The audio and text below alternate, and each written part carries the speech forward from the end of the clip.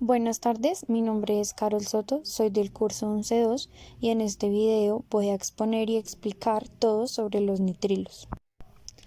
Los nitrilos son compuestos nitrogenados y además orgánicos que poseen un grupo ciano como grupo funcional principal. Son derivados del ácido cianhídrico, el cual es un compuesto inorgánico. También son derivados orgánicos del cianuro, donde el hidrógeno ha sido sustituido por un radical alquilo, es decir, que pierde su hidrógeno para poder conectar sus radicales. ¿Pero qué es un radical? Son las ramificaciones que tienen las cadenas principales. Su fórmula.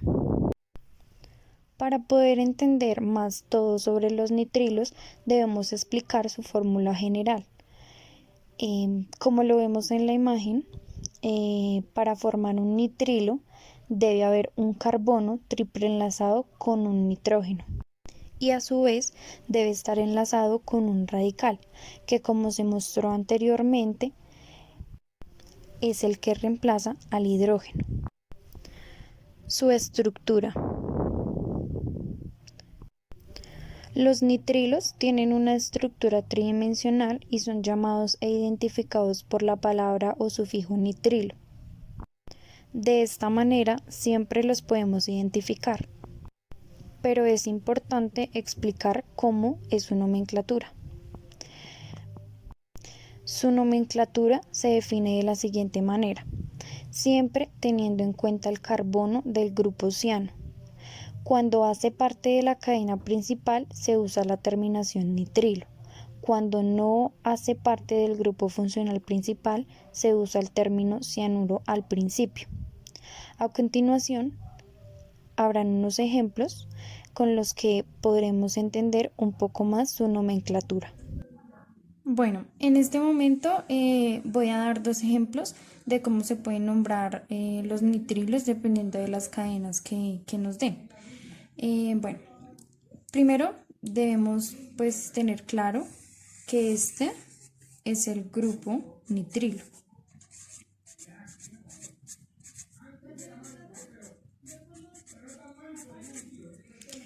Bueno, y que esta rayita siempre significa un enlace. Bueno, hay dos formas con las que se pueden nombrar estas cadenas. Una es contando el carbono del grupo nitrilo, que como lo mencionábamos anteriormente, cuando se cuenta un carbono del grupo nitrilo con la respectiva cadena o con el respectivo compuesto que esté, siempre va a un nitrilo al final. Entonces, en este caso, contando este carbono y este carbono, vemos que son dos. Entonces, su nombre corresponde a un etano. Y como ya lo dije, debe ir al final nitrilo. Esta sería la primera forma de nombrar esta cadena. Hay otra forma que es que sabemos que no vamos a contar este carbono del grupo nitrilo. Y como también lo mencionábamos anteriormente, cuando no se cuenta el carbono del grupo nitrilo, se convierte en un cianuro. Al convertirse en un cianuro, la palabra que va al final es el nombre de este compuesto, que el compuesto solo se llama metilo. Así que teniendo en cuenta que no se cuenta el carbono del grupo nitrilo, quedaría como un cianuro metilo.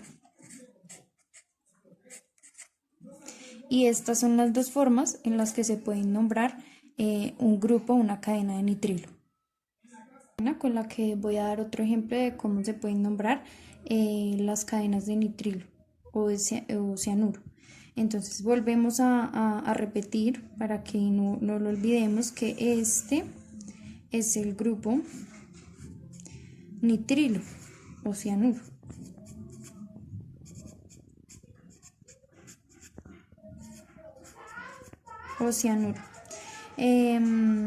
Ahora vamos a contar Y nos damos cuenta que acá hay 3 carbonos más aparte del que está en el grupo nitrilo. Entonces vemos que tenemos 1, 2, 3 y 4 carbonos, que corresponde a un butano, nitrilo. ¿Por qué termina en nitrilo? Porque, como ya lo dijimos, estamos contando el carbono del grupo nitrilo o el grupo cianuro. La segunda forma,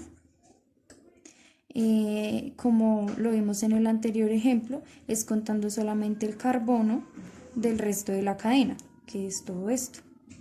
Al contar los 3, corresponde a un, y sin contar el carbono del grupo nitrilo, es un cianuro,